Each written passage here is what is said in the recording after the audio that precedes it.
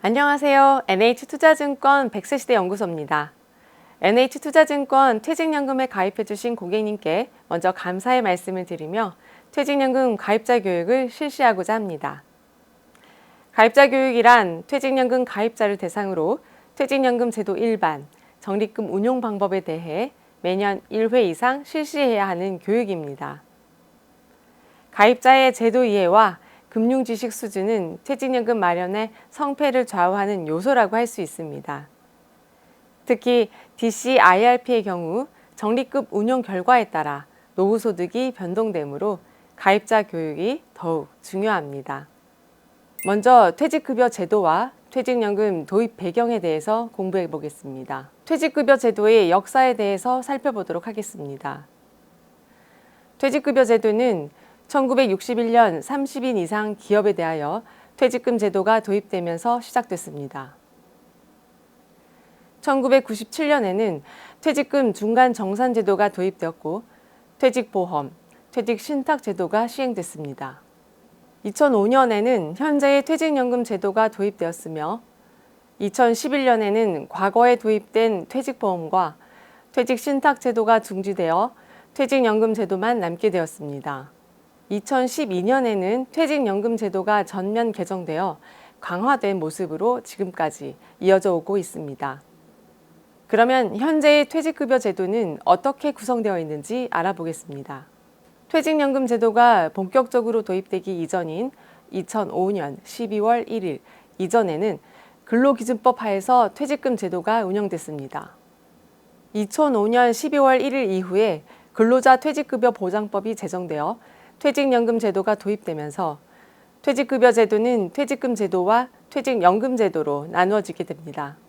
퇴직연금 제도는 회사가 근로자의 퇴직급여를 지급하기 위한 확정급여형 퇴직연금 제도와 확정기여형 퇴직연금 제도, 근로자가 노후자금 마련을 위해 가입할 수 있는 개인형 퇴직연금 제도로 나눌 수 있습니다.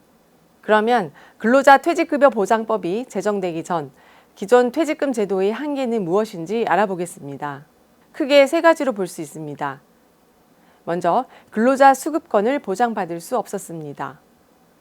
회사는 장부상으로만 퇴직급여 충당금을 쌓아두고 실제 퇴직금을 지급하기 위하여 별도로 적립해두는 자산은 없었습니다. 그로 인해 퇴직금에 대한 체불 사업장과 체불액이 증가하기 시작했습니다. 특히 회사가 부도나 파산에 이르게 될 경우에는 근로자의 수급권이 보장되지 못했습니다. 둘째, 퇴직금이 노후자금으로서의 역할을 다하지 못했습니다. 자금이 필요할 때 퇴직금을 중간 정산하는 것이 일상화되어 버렸고 특히 생활비나 자녀 결혼 등의 이유로 퇴직금을 소진하는 사례가 늘어났습니다. 그리고 노후 대비를 위하여 연금 자산에 추가로 적립할 제도적인 혜택이나 유인이 부족했습니다. 마지막으로 변화에 취약했습니다. 퇴직금 제도는 과거의 장기 근속 중심의 고용 형태와 연공서열식 임금 체계에 기초하고 있어 연봉제나 임금 피크제 등 새로운 임금 체계에 맞지 않았습니다.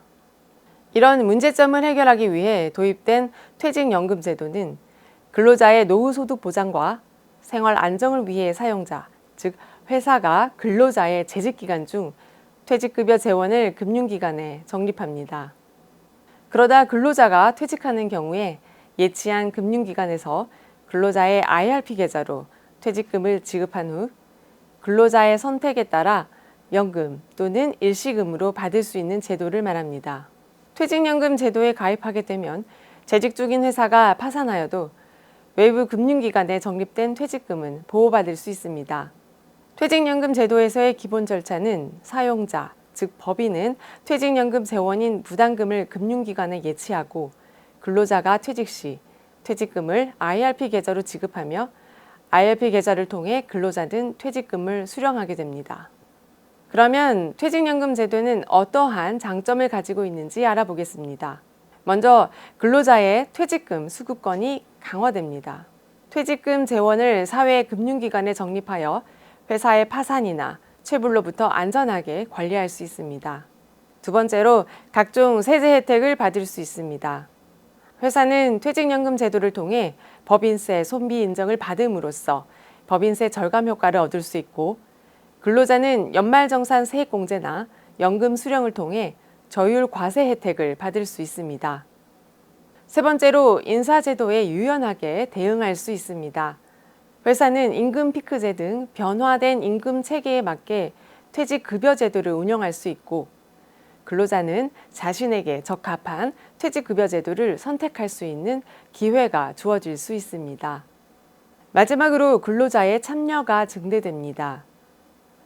퇴직연금 제도를 통해 근로자는 가입자 교육을 받을 수 있고, 금융기관의 컨설팅을 받으며 근로자 자신의 퇴직연금 상품 운용에도 참여할 수 있습니다. 다음으로 퇴직연금 제도의 종류에 대해서 간략히 살펴보겠습니다. 먼저 확정급여형 퇴직연금 제도입니다. 퇴직 직전 30일 평균 임금의 근속 연수를 곱한 금액으로 퇴직금이 결정되는 제도로, 퇴직급여는 퇴직금 제도와 동일합니다. 두 번째는 확정기여형 퇴직연금 제도입니다. 회사는 퇴직연금 규약에서 정한 부담 수준에 따라서 매년 부담금을 납부하고, 근로자는 회사가 납부한 부담금을 직접 운용하고 그 운용 결과로 퇴직금이 결정되는 제도입니다. 세 번째는 개인형 퇴직연금 제도입니다. 근로자가 퇴직 시 수령한 퇴직급여를 은퇴 시점까지 적립하고 운용하여 연금 또는 일시금으로 수령할 수 있는 제도를 말합니다. 이어서 퇴직연금 제도에 대해서 좀 더 자세히 설명드리겠습니다. 퇴직연금 제도 중에 먼저 확정급여형 퇴직연금 제도, DB 제도에 대해서 설명드리겠습니다. DB 제도는 근로자가 퇴직 시 받을 퇴직급여가 근무기간과 평균 임금에 의해 확정되는 제도를 말합니다. 사용자, 즉 회사는 매년 부담금을 금융기관에 사회 적립하여 운용하고, 근로자는 퇴직 시 사전에 확정된 퇴직급여를 연금 또는 일시금으로 수령하는 방식입니다. 사회 적립된 적립금에 대한 운용 성과는 사용자에게 귀속되며 근로자가 수령하는 퇴직금에 영향을 주지 않습니다. 확정급여형 제도의 퇴직급여액은 퇴직 시 직전 3개월 평균 임금의 근속 연수를 곱하여 산정됩니다. DB 제도의 퇴직급여 산정 예시를 살펴보겠습니다. 연봉 1,200만 원인 근로자가 입사 후 3년 근무하고 퇴직하는 경우를 가정하여 퇴직급여액을 계산해 보겠습니다. 매년 임금 상승률은 4%로 가정해 보겠습니다. 임금은 매년 4%씩 상승하여 입사 1년 차 월 평균 임금은 100만 원, 2년 차에는 104만 원, 퇴직하는 3년 차에는 108만 원이 됩니다. 퇴직하는 3년 차의 평균 임금 108만 원에 근속 기간인 3년을 곱하면 324만 원이 됩니다. 324만 원이 바로 퇴직 시 받게 되는 퇴직급여가 됩니다. 이렇게 DB 제도에서 퇴직급여는 임금 상승률에 따라서 달라지게 되는 특징이 있습니다. 다음은 확정기여형 퇴직연금 제도, DC 제도에 대해서 알아보겠습니다. DC 제도는 매년 사용자가 납입할 부담금이 연간 임금 총액의 12분의 1 이상으로 확정된 제도를 말합니다. 사용자, 즉 회사는 매년 근로자의 개별 금융기관 계정에 연간 임금 총액의 12분의 1 이상을 부담금으로 납부하고, 근로자는 자기 책임하에 적립금을 운용하고 회사에서 납입한 부담금에 근로자가 운용하여 발생한 손익을 더하여 퇴직 시 연금 또는 일시금으로 수령하게 됩니다. 따라서 퇴직 시 지급받는 금액은 근로자의 운용 성과에 따라 변동하게 됩니다. DC 제도의 퇴직급여액을 예시를 통해 살펴보겠습니다. 퇴직급여액을 위한 가정은 DB 제도 예시에서 적용한 가정을 그대로 적용해 보도록 하겠습니다. 회사는 입사 후 3년 동안 DC 계정에 연간 임금 총액의 12분의 1을 납입합니다. 즉 1년 차에 100만 원, 2년 차에 104만 원, 3년 차에 108만 원을 납입하게 됩니다. 이렇게 매년 납입되는 금액으로 근로자는 자유롭게 운용을 하게 되고, 운용 손익에 따라 퇴직급여액은 달라집니다. 회사가 납입한 총 부담금액 312만 원에 운용 손익을 더한 금액이 퇴직급여액이 됩니다. DC 제도는 근로자 본인의 운용 성과에 따라 퇴직급여가 달라지는 특징을 가지고 있습니다. 다음은 혼합형 제도에 대해서 알아보겠습니다. 혼합형 제도는 사용자가 한 명의 근로자에 대하여 DB 제도와 DC 제도를 함께 설정하는 퇴직연금 제도를 말합니다. 일반적으로 근로자는 DB, DC 제도 중 하나의 형태로 퇴직연금 제도에 가입하는 것이 원칙이나 사용자가 혼합형 제도를 도입할 경우 DB 제도와 DC 제도를 동시에 가입할 수 있습니다. 단, 각 제도의 설정 비율의 합은 100% 이상이어야 합니다. DB 제도 90%에 DC 제도 10%로 설정할 수도 있고 DC 제도 90%에 DB 제도 10%로 설정할 수도 있습니다. 다음은 개인형 퇴직연금 제도에 대해서 알아보겠습니다.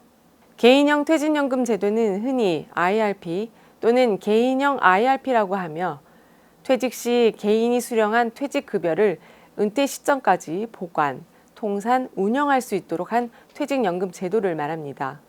DB 제도, DC 제도와 잠시 후에 추가로 언급할 기업형 IRP의 가입자는 퇴직 시 퇴직급여를 개인형 IRP 계좌로 의무 이전하게 됩니다. 또한 퇴직 시 수령하는 퇴직급여 외에도 은퇴 자산 마련을 위해 가입자 본인의 부담으로 연간 1,800만 원까지 추가 납입이 가능합니다. 그림에서 살펴볼 수 있듯이 개인형 IRP는 기본적으로 퇴직금을 수령하여 운용하고 실제 은퇴 시 일시금 또는 연금으로 수령하는 제도를 말합니다. 직장을 이직하더라도 퇴직 시 수령하는 퇴직급여는 개인형 IRP에 모아서 운용하게 되고 실제 은퇴 시 연금 또는 일시금으로 수령할 수 있습니다. 개인형 IRP는 가입 가능한 대상이 정해져 있습니다. 퇴직급여 일시금 수령자, 퇴직금 및 퇴직금 제도하의 재직 근로자, 공무원, 교직원, 군인, 자영업자 등 소득이 있는 자에 한하여 가입이 가능합니다. 개인형 IRP의 장점은 크게 세 가지로 말할 수 있습니다. 먼저 절세 효과입니다. 퇴직급여를 개인형 IRP를 통해 연금으로 수령하면 퇴직급여를 일시금으로 수령하는 것에 대비하여 30에서 40%의 세금이 절감됩니다. 두 번째로 과세이연 효과입니다. 개인형 IRP에서 발생한 운용 수익은 인출 시점까지 과세이연되기 때문에 일반 금융상품 대비 더 많은 자금으로 운용이 가능합니다. 세 번째는 다양한 상품 운용입니다. 개인형 IRP 내에서 정기예금뿐만 아니라 실적 배당형 상품 등 다양한 상품 운용이 가능하기 때문에 포트폴리오를 통한 자산 관리도 용이합니다. 다음으로 개인형 퇴직연금 제도 특례, 즉 기업형 IRP에 대해 알아보겠습니다. 상시 근로자 수 10명 미만의 회사에서는 개별 근로자의 동의를 받거나 근로자의 요구에 따라 개인형 IRP를 설정하는 것으로 회사에서 설정해야 하는 퇴직연금 제도를 설정한 것으로 간주하는 제도를 말합니다. DB, DC 제도와 달리 별도의 규약 작성 및 신고 절차가 필요 없어 손쉽게 설정할 수 있는 장점이 있습니다. 이렇게 설정된 기업형 IRP는 DC 제도와 동일한 방법으로 운용됩니다. 앞서 살펴본 퇴직연금 제도들이 어떠한 차이점을 가지고 있는지를 살펴보겠습니다. 먼저 DB 제도는 계속근로기간 1년에 대하여 31분 이상의 평균 임금이 퇴직급여이고 DC 제도와 기업형 IRP는 연간 임금 총액의 12분의 1 이상의 운용 손익을 더한 금액이 퇴직급여가 됩니다. 개인형 IRP는 퇴직급여 일시금에 운용 손익을 더한 금액이 됩니다. DB 제도의 적립금 운용 주체는 사용자, 즉 회사가 되고 DC 제도와 IRP는 가입자, 즉 근로자가 됩니다. DB 제도는 가입자 추가 납입이 불가하고 DC 제도와 IRP는 연금 계좌 납입액과 합산하여 연 1,800만 원을 한도로 추가 납입이 가능합니다.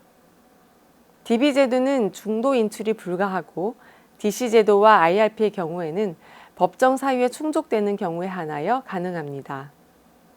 수령 방법은 DB 제도와 DC 제도, 기업형 IRP의 경우에는 개인형 IRP의 퇴직급여가 이전되어 수령하게 되고 개인형 IRP는 연금 또는 일시금으로 선택하여 수령받게 됩니다.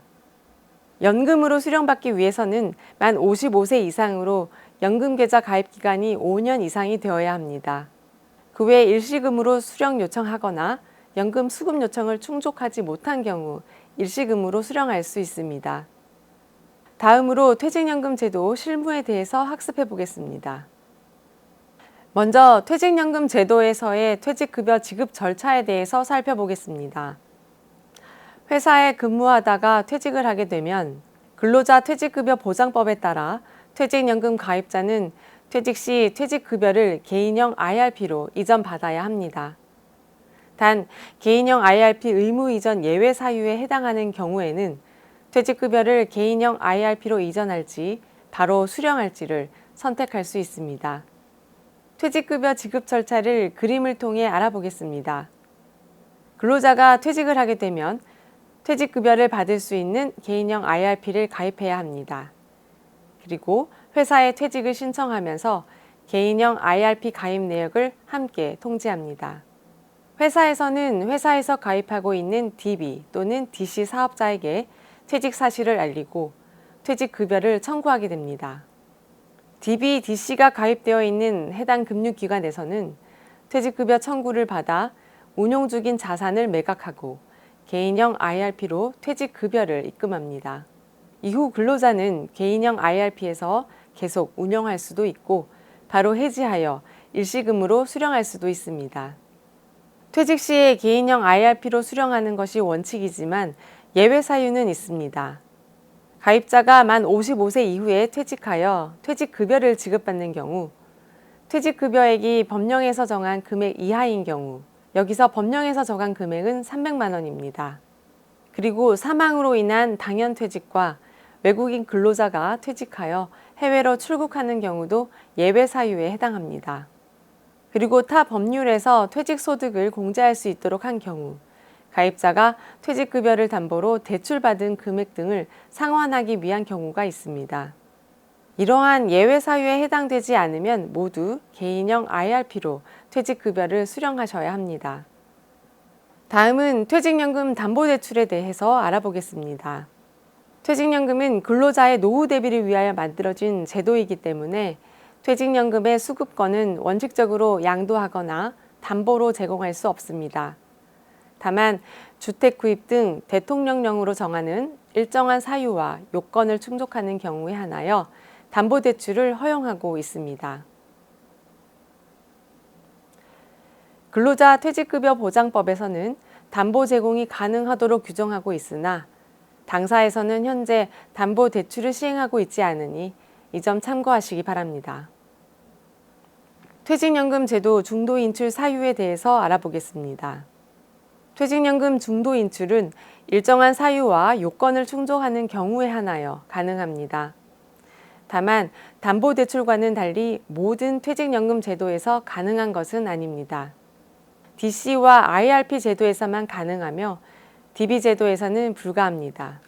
중도 인출이 가능한 사유는 다음과 같습니다. 퇴직연금 중도 인출은 일정한 사유와 요건에 한하여 가능하기 때문에 별도의 확인 서류를 받아 요건 충족 여부를 확인합니다. 중도 인출 사유별 제출 서류는 다음 표와 같습니다. 앞서 담보대출과 중도 인출에 대해서 살펴보았는데 각기 적용되는 제도와 한도가 다르기 때문에 잘 살펴보셔야 합니다. 중도 인출은 DC와 IRP만 가능하고 담보대출은 DB, DC, IRP 모두 가능합니다. 가능 한도는 중도 인출은 가입자별 적립금의 100%까지 가능하지만 담보대출은 50%까지 가능합니다. 다음은 퇴직연금 제도에서 회사가 도산하는 등의 경우 퇴직급여 청구 절차에 대해 살펴보겠습니다. 퇴직연금 가입자가 근로하는 사업장의 폐업, 부도, 도산, 사용자의 행방불명 등으로 사업장을 통하여 퇴직급여를 지급받기 곤란한 경우에는 가입자가 퇴직연금 가입 금융기관에 직접 퇴직급여를 청구할 수 있습니다.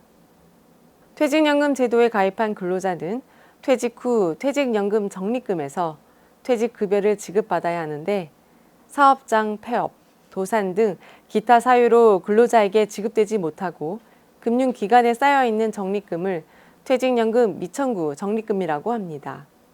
미청구 적립금의 청구 주체는 퇴직연금 제도는 가입하였으나 퇴직 후 퇴직연금 적립금에서 퇴직급여를 받지 못한 근로자이므로 근로자가 직접 청구할 수 있습니다.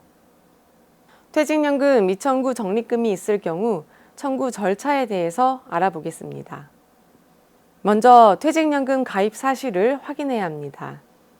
근로자가 가입된 퇴직연금 가입 금융기관이 어디인지 모른다면 별도의 확인 절차가 필요합니다. 이 경우 인터넷을 통해 통합연금 포털에 접속하여 확인이 가능합니다. 퇴직연금 가입 금융기관을 확인했다면 해당 금융기관을 방문하여 퇴직급여 청구가 가능합니다. 이때 미납 부담금이 있을 경우 지방고용노동관서에 체불신고 및 체당금 신청을 해야 퇴직급여를 수령할 수 있습니다. 다음으로 디폴트 옵션과 실물 이전 제도에 대해서 학습해 보겠습니다. 먼저 디폴트 옵션이 무엇인지 살펴보겠습니다.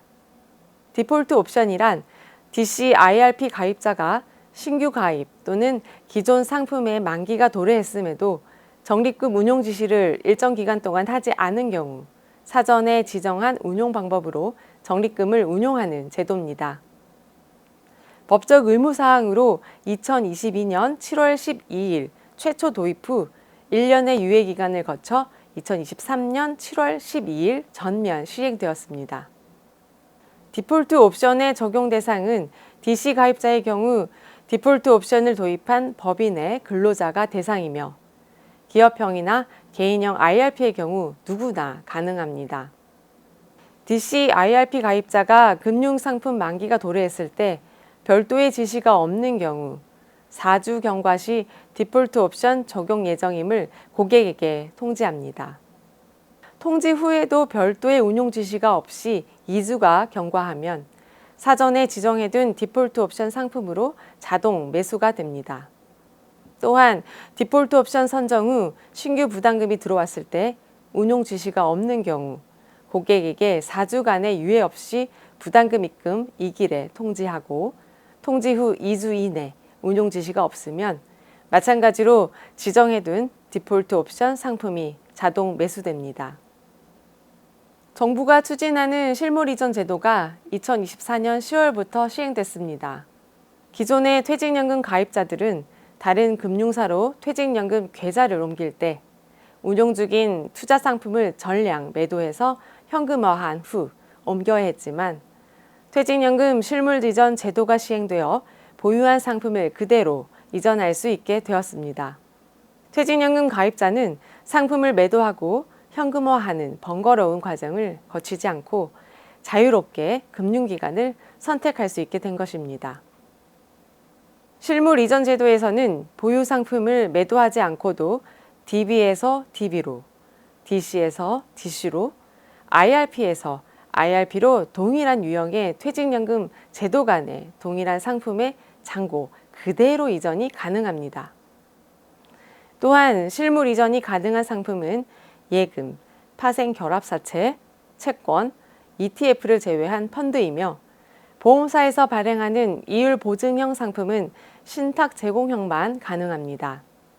실물 이전이 불가능한 상품으로 디폴트 옵션, 리츠, 파생 결합증권, 사모펀드 등이 있으며 이들은 매도하여 현금화한 후에만 이전이 가능합니다. 실물 이전은 과거에는 이전 신청 시 모든 보유 상품을 매도하고 전액 현금화하여 현금 이체를 해서 이전이 완료되고 상품을 재투자해야 했습니다. 하지만 바뀐 실물 이전 제도는 이전 신청 시 매도 없이 실물로 이전되며 이전이 불가한 상품만 별도로 매도하여 현금화한 후 이전이 완료됩니다. 다음으로 퇴직연금 과세 체계에 대해서 학습해 보겠습니다. 먼저 퇴직소득세에 대해서 살펴보겠습니다. 근로자는 일을 하고 근로소득이 발생하게 되면 근로소득세를 과세합니다. 마찬가지로 퇴직을 하면서 퇴직소득이 발생하게 되면 퇴직소득세를 과세합니다. 퇴직소득세는 퇴직급여의 크기와 근속연수에 따라 결정이 됩니다. 퇴직급여액이 클수록 근속연수가 짧을수록 퇴직소득세는 증가한다는 특징이 있습니다. 다음으로 퇴직소득세의 계산 구조에 대해서 살펴보겠습니다. 먼저 퇴직급여, 즉 퇴직소득에서 근속연수공제를 차감합니다.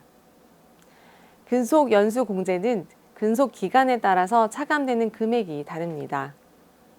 퇴직소득에서 근속연수공제를 차감한 금액을 1년 단위로 환산하기 위하여 12를 곱한 후 근속연수로 나눠줍니다. 이렇게 산출된 금액을 환산급여라고 합니다. 환산급여에서 환산급여 공제액을 차감합니다. 환산급여의 크기에 따라서 차등 공제액은 달라집니다. 환산급여에서 환산급여 공제액을 차감한 금액을 퇴직소득 과세표준이라 하며 과세표준에 따른 소득세율을 적용합니다. 소득세율은 과세표준에 따라 최소 6%에서 최대 45%까지 구간이 나누어지게 됩니다. 이렇게 산출된 세액을 환산산출세액이라고 하며 환산산출세액에 다시 근속연수에 따른 세액으로 환산하기 위해 12를 나누고 근속연수를 곱하면 퇴직소득세가 계산됩니다. 퇴직연금 과세 방식에 대해서 살펴보겠습니다. 퇴직연금은 납입단계, 운용단계, 인출단계로 나누어지고 인출단계에서 과세가 되는 특징을 가지고 있습니다. 먼저 납입단계에서는 퇴직급여가 개인형 IRP로 이전되는 시점에는 퇴직소득세가 과세되지 않고 이연되어 개인부담금은 세액공제 혜택이 부여됩니다. IRP로 이전되어 상품 운용이 되는 운용단계에서도 발생되는 운용수익에 대하여 별도의 과세 없이 과세는 인출단계까지 이연됩니다. 마지막 단계인 인출단계에서 과세가 됩니다. 인출단계에서 일시금으로 수령하느냐, 연금으로 수령하느냐에 따라 과세 형태가 달라지게 됩니다. 일시금으로 수령하는 경우에는 퇴직소득세와 기타 소득세로 과세가 되며 부득이한 사유에 의한 경우에는 연금소득세로 과세가 됩니다. 연금으로 수령하는 경우에는 연금소득세로 과세가 되며 연금 수령 한도가 초과하는 경우에는 퇴직소득세와 기타 소득세로 과세됩니다. 퇴직연금은 소득 원천에 따라서 인출 순서가 정해지고 인출 방식에 따라서 과세 방법이 정해집니다. 가장 먼저 인출되는 소득 원천은 세액공제를 받지 않은 개인 추가 부담금입니다. 세액공제를 받지 않은 개인 부담금이 인출될 때에는 연금 수령하든 연금 외 수령을 하든 과세 대상에서 제외됩니다. 그래서 발생하는 세금 0원입니다. 그 다음으로 인출되는 순서는 DB, DC 등에서 수령한 퇴직급여입니다. 퇴직급여를 연금으로 수령하는 경우에는 연금소득세를 과세하고 여기서 연금소득세는 퇴직 시에 결정된 퇴직소득세율의 70%로 정해집니다. 연금으로 수령 시 세제상 30%의 절감 혜택을 받을 수 있습니다. 만약 실제 연금 수령 연차가 10년을 초과하는 경우에는 퇴직소득세율의 60%로 과세되기 때문에 40%까지 절세 효과를 받을 수 있습니다. 그 다음 인출 순서는 세액공제를 받은 개인 추가 부담금과 운용수익입니다. 이 경우 연금 수령 시 연간 연금 수령액 1,500만 원 이하일 때는 연금소득세 3.3에서 5.5%를 과세합니다. 연금소득세율은 연령에 따라 다른데 만 70세 미만은 5.5%, 만 80세 미만은 4.4%, 만 80세 이상은 3.3%입니다. 연간 연금 수령액 1,500만 원 초과할 때에는 전액 종합소득세 또는 분리과세 중 선택이 가능하며 분리과세의 세율은 16.5%가 적용됩니다. 세액공제를 받은 개인 부담금과 운용수익을 연금 외 수령하는 경우에는 기타 소득세 16.5%로 과세합니다. 단 부득이한 사유로 인한 인출의 경우에는 연금소득세 3.3에서 5.5%로 과세됩니다. 이처럼 인출되는 소득 원천과 인출 방식에 따라서 과세 방법이 달라지는 점 잘 이해하시기 바랍니다. 이번에는 퇴직연금 운용 상품에 대해서 말씀드리겠습니다. 먼저 퇴직연금에서 운용 가능한 상품의 유형에 대해서 살펴보겠습니다. 퇴직연금 운용 상품은 원리금 보장형과 실적 배당형으로 나눌 수 있습니다. 원리금 보장형은 원금과 이자가 확정된 상품 유형을 말합니다. 기대 수익률이 실적 배당형에 비해 상대적으로 낮은 편이어서 물가 상승률이 높으면 실질 수익률이 마이너스가 될 수 있습니다. 실적 배당형은 운용 성과에 따라 수익이 달라집니다. 기대 수익률이 원리금 보장형에 비해 높은 편이고 원금이 보장되지 않아 투자 위험이 상대적으로 높은 특징이 있습니다. 운용 가능 상품의 종류에 대해서 살펴보겠습니다. 먼저 원리금 보장형 상품은 원금과 이자를 금융기관 등이 보장하는 상품이고, 실적 배당형 상품은 운용 실적에 따른 이익과 손실이 투자자에게 돌아가는 상품입니다. 퇴직연금에는 다양한 상품이 존재하고 포트폴리오를 구성하여 운용이 가능합니다. 원리금 보장형 상품에는 ELB, 정기예금, 이율 보증형 보험, RP, 국공채 등이 있습니다. 실적 배당형 상품에는 펀드, 채권, ETF, 리츠, 실적 배당형 보험 등이 있습니다. 좀 더 구체적으로 상품을 제공하는 금융기관별 상품의 종류를 살펴보도록 하겠습니다. 원리금 보장형 상품을 먼저 살펴보면 증권사에서 제공하는 ELB, RP가 있고, 은행 및 저축은행, 우체국에서는 정기예금을 제공하며 보험사에서는 이율 보증형과 금리 연동형 보험을 제공합니다. 그 외에 공적인 기관이나 정부가 그 원리금의 상환을 보증하는 국공채 등이 있습니다. 실적 배당형 상품은 보험사에서 제공하는 실적 배당형 상품이 있고, 자산운용사에서 제공하는 펀드, ETF가 있습니다. 그 외에 기업에서 발행하는 회사채와 지방자치단체에서 발행하는 지방채, 그리고 리츠 운용사에서 제공하는 리츠 등이 있습니다. 이 중 금리 연동형 보험, 실적 배당형 보험 상품은 당사 퇴직연금에서 판매하지 않으니 참고하시기 바랍니다. 다음은 위험에 따른 상품 분류 및 투자 한도에 대해서 알아보겠습니다. 퇴직연금 상품은 위험에 따라 비위험 자산과 위험 자산으로 구분할 수 있습니다. 비위험 자산은 총 적립금의 100%까지, 위험 자산은 총 적립금의 70% 한도 내에까지 투자가 가능합니다. 위험 자산 비중이 70%를 초과할 경우 투자 한도 초과 사실이 문자 메시지 등으로 고지되며, 위험 자산 비중을 70% 아래로 줄이기 전까지는 위험 자산을 추가로 매입할 수 없습니다. 이 중 TDF는 은퇴 시점을 타겟 데이트로 하여 생애 주기에 따라 위험 자산의 비중을 줄여나가는 상품으로 적격 TDF는 100% 투자가 가능합니다. 상품별 투자 한도를 좀 더 상세히 살펴보겠습니다. 비위험 자산은 DB, DC, IRP 모두 100%까지 투자가 가능합니다.